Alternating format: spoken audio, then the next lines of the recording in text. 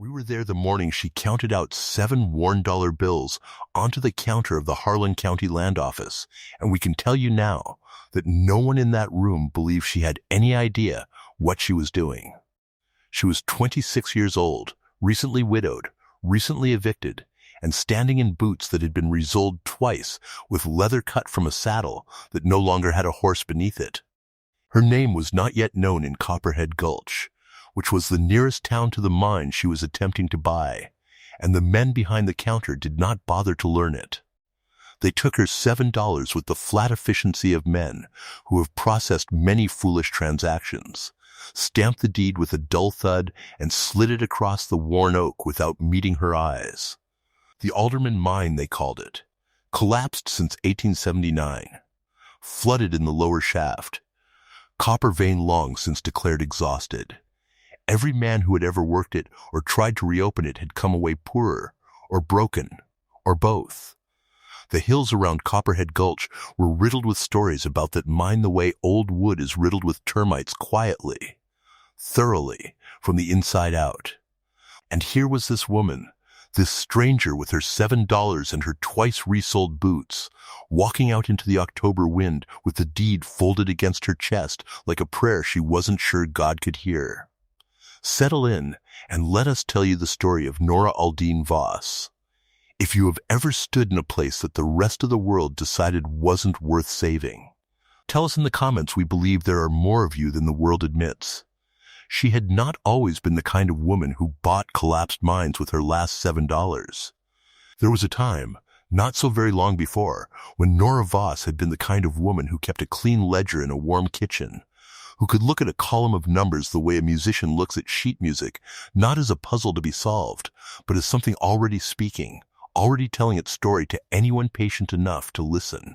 Her father, Clement Aldine, had been an assayer in the copper districts of eastern Tennessee before the family pushed west into Colorado in the summer of 1882, when Nora was 14 and her younger brother Caleb was 9, and the wagon they rode in smelled of pine resin and new canvas and the particular hopeful sweat of people who believe they are heading toward something rather than away from it.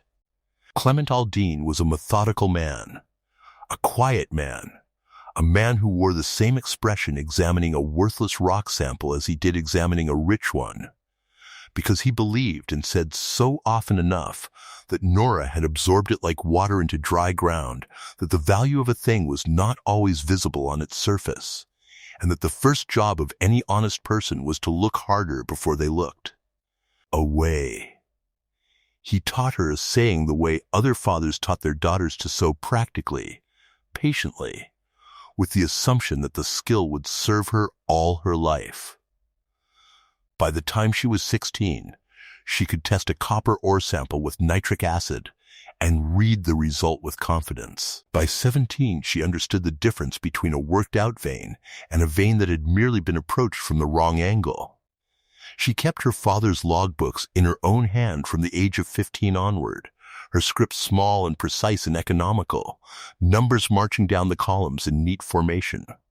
Clement said she had the best eye for ore composition he had ever trained, and he had trained several men at the Colorado School of Mines who had gone on to profitable careers. He said it without sentimentality, the way he said everything as a simple fact, a thing the numbers supported. They settled outside a small town called Millrise, in a narrow valley where a creek ran cold even in August. And Clement built a modest assay business there that was never prosperous but was always honest. Nora's mother, Frances, kept a kitchen garden and made remedies from the plants that grew along the creek bank. And in the evenings, the family sat together at a table covered in oilcloth, and Nora read aloud from whatever book the lending shelf at the dry goods store had offered up that week. It was a life of careful, quiet sufficiency, and Nora loved it the way you love something you do not yet know you are going to lose. She married at 22. His name was Thomas Voss, and he was a decent man, a freight hauler with a good reputation and an easy laugh, and absolutely no head for numbers. He knew this about himself, and said so without embarrassment. And he trusted Nora to keep the accounts for his small operation, with the same confidence Clement had trusted her to keep his. They had 3 good years.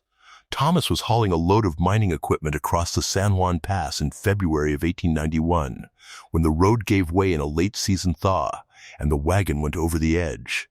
They found him 2 days later. He had not suffered long, the doctor said, which was meant to be a comfort, and which Nora received as a comfort, because she was not the kind of woman who refused comfort when it was honestly offered. What came after the comfort was the accounting. Thomas had debts she had not known about, not dishonest debts, not gambling debts, but the ordinary accumulating debts of a small freight business in a bad season. Notes called in by a bank in Durango that had been patient through the autumn, but became considerably less patient upon learning that the principal debtor was dead.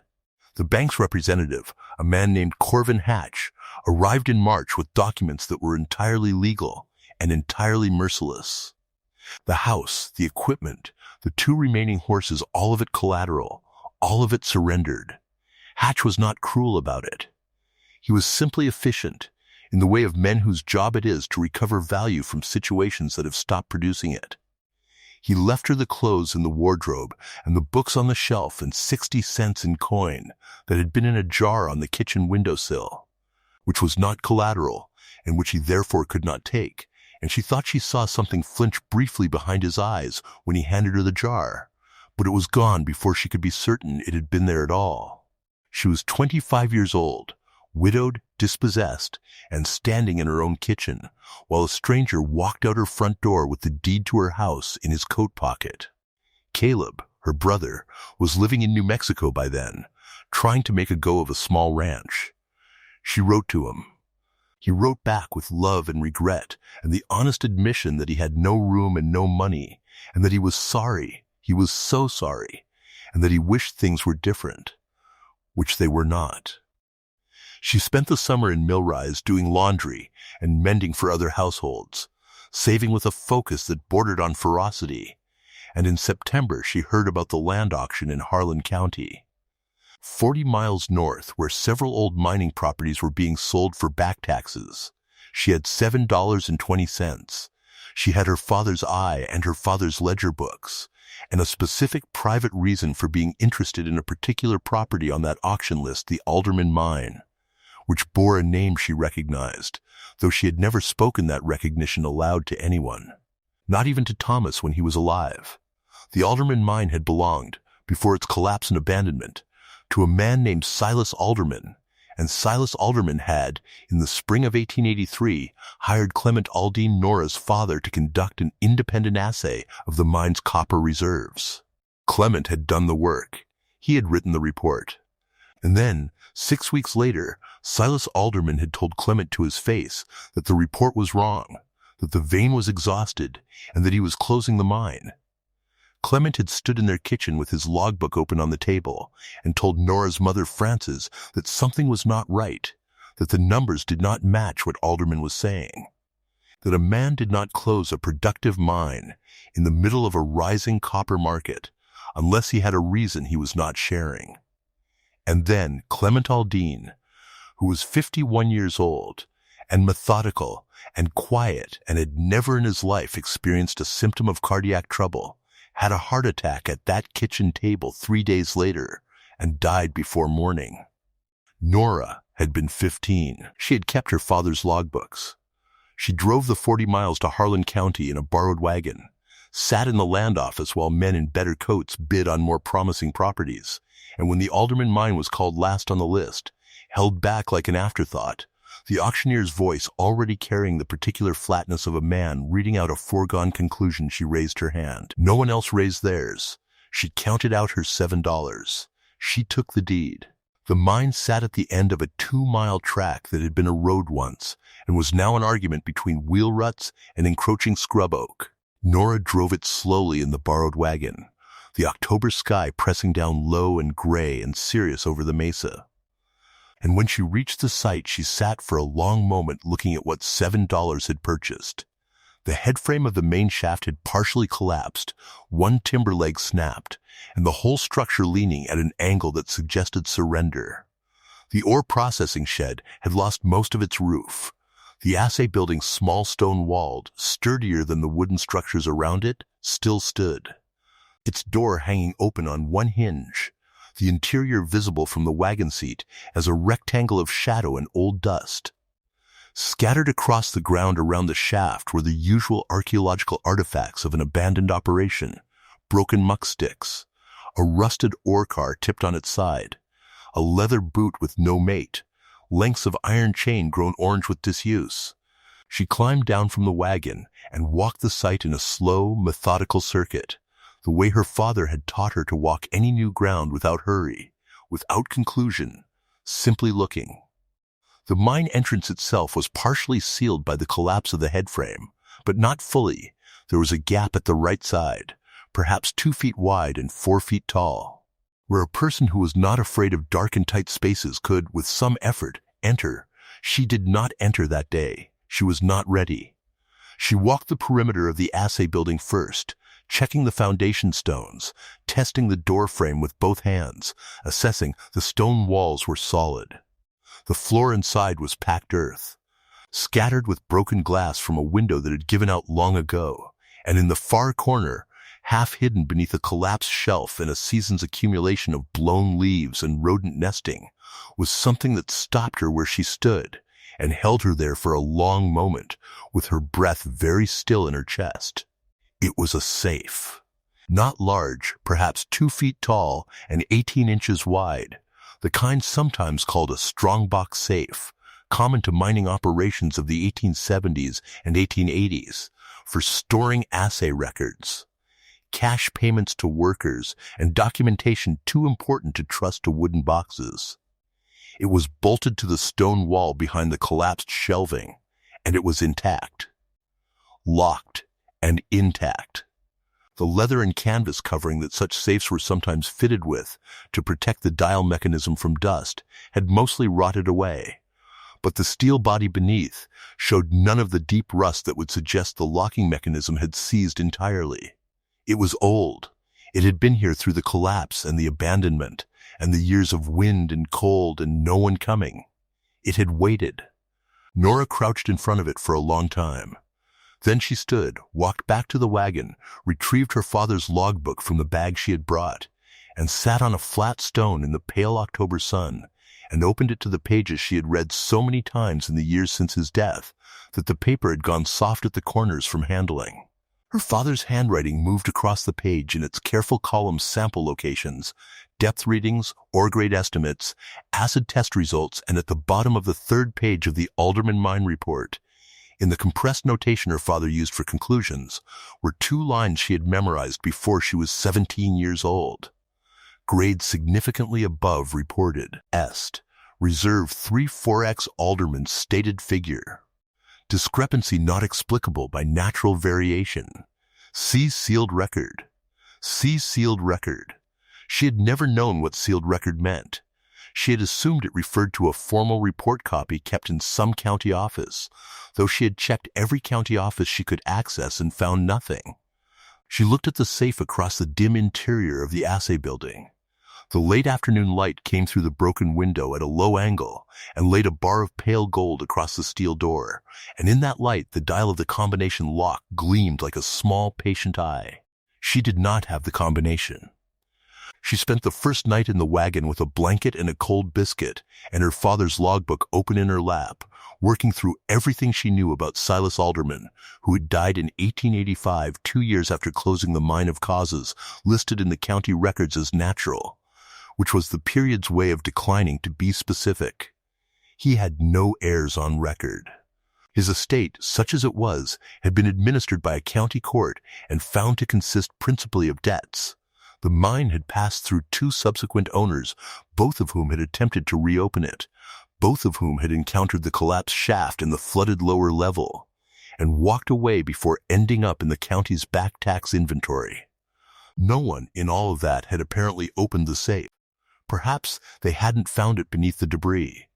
Perhaps they had found it, and hadn't been able to open it, and hadn't thought it worth the trouble of a locksmith for an exhausted mine.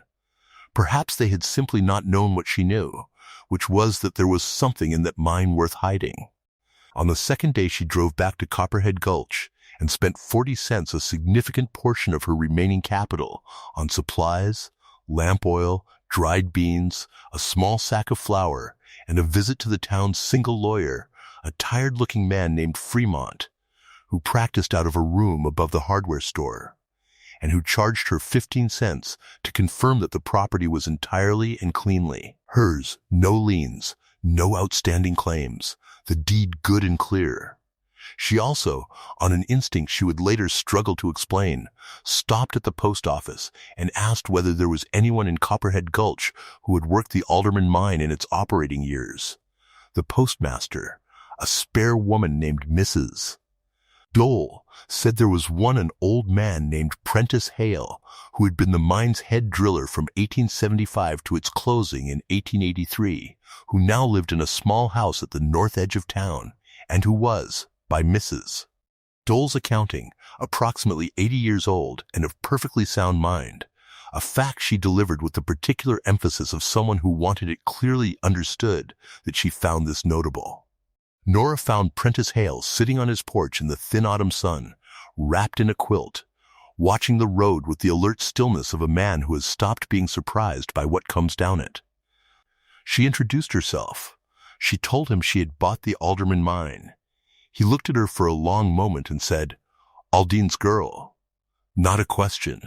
She had not expected that. She sat down on the porch step he indicated and said yes. She was Clement Aldine's daughter, and asked how he had known. He said her father had come to him, privately, in the weeks before his death, and told him that the mine's assay records had been falsified, that Alderman had coerced a revision of Clement's official report, substituting numbers that made the copper vein appear exhausted when it was not, and that Clement had kept the true figures in a sealed document he had placed in the assay building safe for safekeeping, intending to take the matter to the County Mining Commission. And then Clement had died, and the mine had closed, and Prentice Hale had spent 30 years sitting on this porch, knowing that there was a safe in that assay building and not knowing the combination and not having any legal right to the property to do anything about it. He looked at her with eyes that were old and very clear and said, "The combination is the year your father first assayed that mine, 1883. The safe opened on the second rotation of the dial.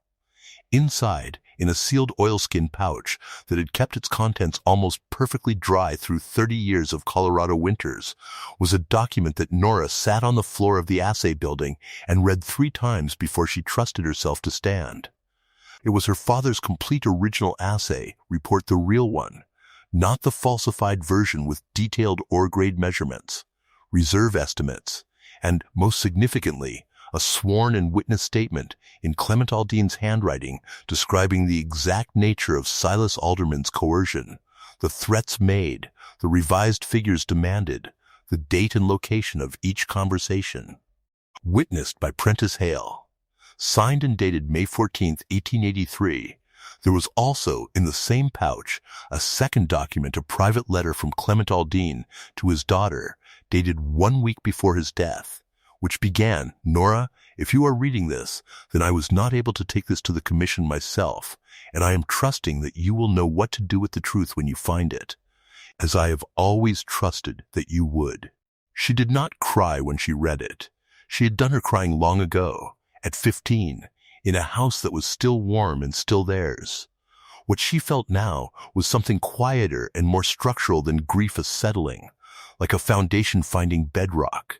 The situation she now faced was this: the mine's true copper reserve, according to her father's original figures, was 3 to 4 times the figure on which all subsequent property valuations and tax assessments had been based. If those figures were accurate, and she had no reason to doubt them, and every reason to trust her father's methodology, then the Alderman mine, purchased for $7, was not a collapsed ruin. It was a working copper prospect of significant value, deliberately disguised as worthless by a man who had then, for reasons not stated in any document she had found, closed it rather than work it himself. Why Alderman had done this she could not determine from what was in the safe, but what she could determine was what needed to happen next. She was aware that she could, legally and without any obligation to anyone, simply reopen the mine herself, work the copper vein, and become a wealthy woman. The thought arrived in her mind with perfect clarity and departed just as cleanly, because it was not what the document in her hands was asking of her. The document was not asking her to become wealthy. It was asking her to make the record true. She went to Fremont, the lawyer. She went to the County Mining Commission office in the larger town of Saxton, 20 miles east. She went to the County Historical Records office and presented her father's sealed report alongside the falsified version that had been filed with the commission in 1883. And she let the documents speak in the way her father had always believed documents spoke plainly, specifically without heat. The county recorder, a careful man named Ashworth who had the look of someone who genuinely loved documents, spent 2 hours comparing the two reports in silence while Nora sat across the table from him. Then he set both down, took off his spectacles, and said that he would need to involve the State Mining Commission, that this was considerably above the county level, and that she should prepare herself for a process that would not be quick. She told him she had been preparing for 11 years and was not in a hurry. It was not quick. It took 4 months, through the winter and into the following March. During those 4 months, Nora lived at the mine site, in the repaired assay building, with the stone walls keeping out the cold better than she had expected. She used the remaining weeks of autumn to clear the mine entrance and shore up the headframe with timber she bought on credit from the Copperhead Gulch sawmill, the owner of which, a wide woman named Dora Swain, extended her the credit after one conversation in which Nora laid out her father's figures on the counter between them and said simply, "I believe this is going to be worth lending to." Dora Swain looked at the numbers for a long time and then looked at Nora and said, "You've got your father's eyes," which was a thing no one had ever said to her before, and which struck her somewhere so deep and unexpected that she had to look out the window for a moment before she could reply. The state investigation validated Clement Aldine's original report entirely. The falsification was confirmed. Silas Alderman was long dead and beyond legal consequence. But his estate, which had been administered decades earlier and distributed to his creditors, was another matter, and there began a complex legal proceeding that Fremont navigated with surprising competence and evident personal investment, charging her half his normal rate on the grounds that, as he told her, some cases deserved to be pursued. The proceeding determined that the fraudulent assay had materially harmed not only the mine's value, but the entire district's tax base, the mining commission's planning, and the livelihoods of the workers, including Prentice Hale and 23 other men who had been laid off when the mine closed.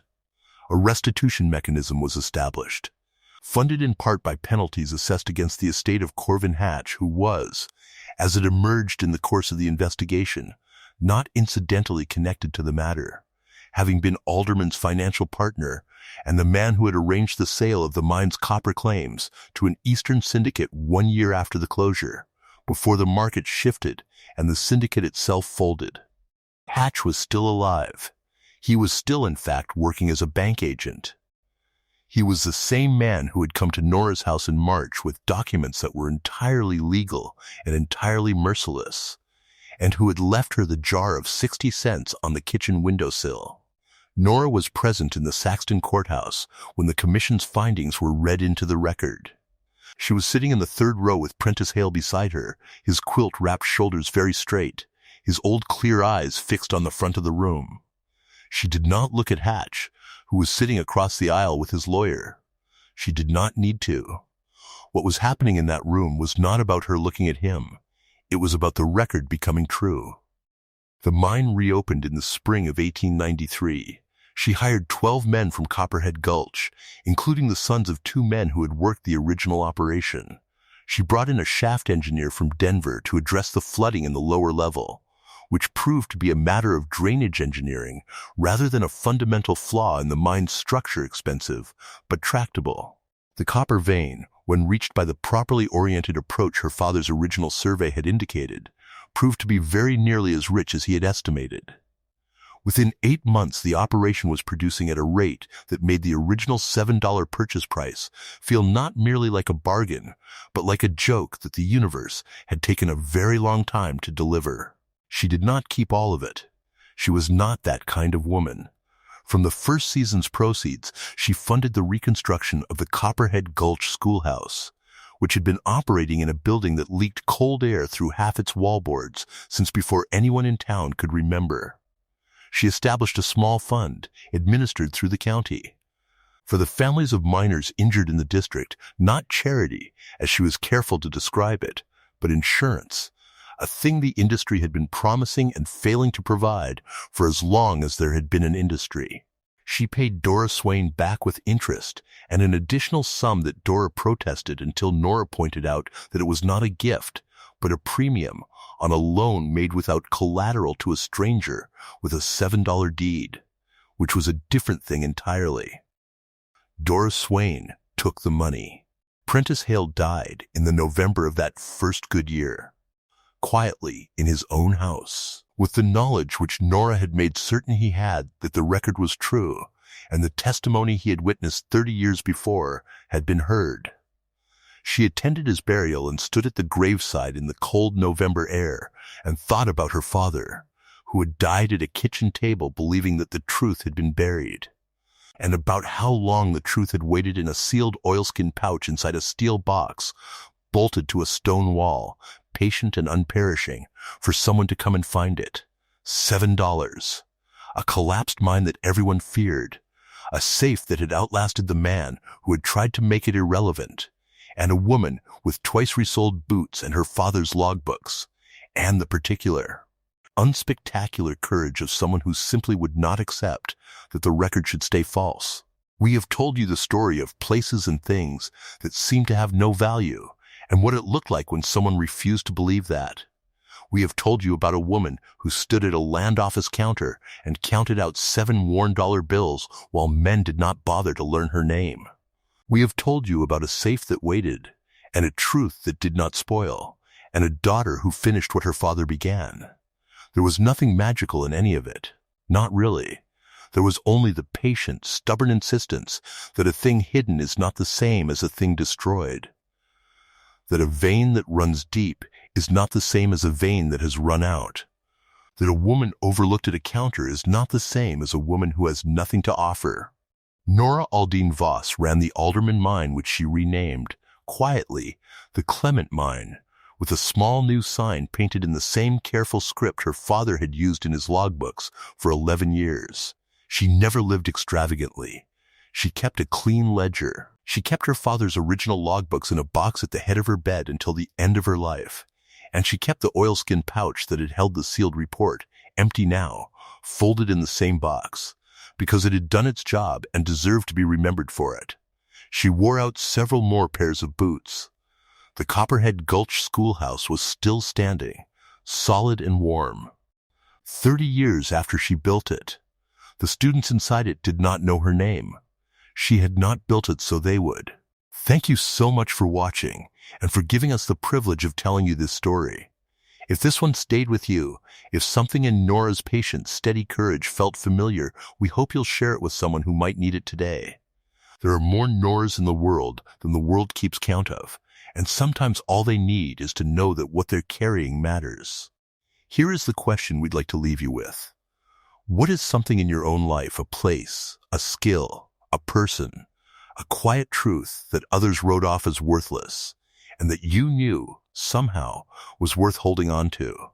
Tell us in the comments. We read every one. Until next time, stay close.